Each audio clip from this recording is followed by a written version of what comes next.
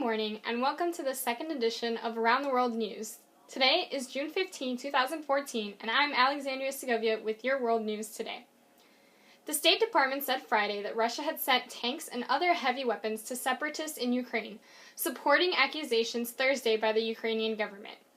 A convoy of 3 T-64 tanks, several BM-21 multiple rocket launchers, and other military vehicles crossed the border near the Ukrainian town of Snizhny, State Department officials said. The Ukrainian army reported Friday that it had destroyed 2 of the tanks and several other vehicles in the convoy. The spokesperson for President Vladimir Putin of Russia, Dmitry S. Peskov, said Friday that a Ukrainian armored personnel carrier had crossed into Russia for unclear reasons and was abandoned there. The Russian state news agency reported that the Russian border service and the occupants then fled back to Ukraine. At the meeting of the Group of 7 Nations last week, President Obama warned Mr. Putin that the West would impose additional costs on Russia if its provocations were to continue. And now, Gabriela Segovia with your U.S. News. Thank you, Allie.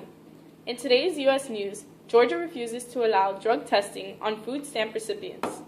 Earlier this spring, the Republican-controlled legislature of Georgia passed a law requiring subjects to be tested if authorities had a reasonable suspicion of drug use.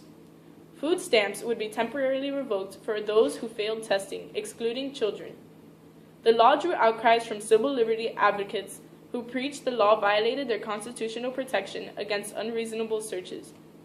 Recently, both the U.S. Department of Agriculture and Georgia's Attorney General determined that the drug testing plan violated federal law. Georgia's Attorney General said the state risked losing funding for food stamps. And now, Victoria Segovia for the news on Wall Street. Thank you, Gabby. U.S. stocks fell on Thursday as concerns escalated about Iraq. Hours after the ethnic Kurdish forces took control of the oil hub of Kirkuk after the Shiite-led government's troops abandoned their posts. President Barack Obama was asked if he might order drone strikes or other action to halt the agency that has seized much of northern Iraq this week. Obama refused to rule out U.S. action in Iraq against the Sunnite Islamist militias who have surged of the north toward Baghdad, threatening to divide the country and establish their own Judea state. And the stock market's losses quickly accelerated following Obama's comments with industrial and consumer discrepancy sectors leading the decline. Next, Lucia and Sofia Segovia for today's sports news. Thank you, Vicky.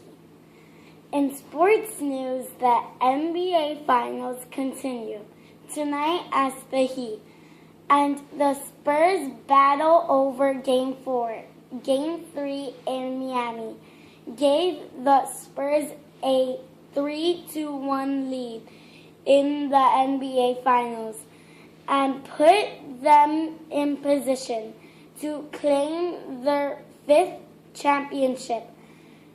4-time NBA most valuable player LeBron James led the Heat with 28 points as they defend their 2-time NBA champion title.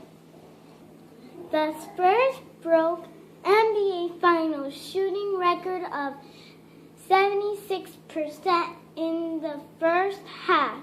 It will take a record comeback for Miami to claim a 3rd NBA ring, being the first team to step up after falling behind 3-1 tonight at 8 p.m. for the game. Thank you for watching Around the World News and have a wonderful Father's Day. See you tomorrow at 3.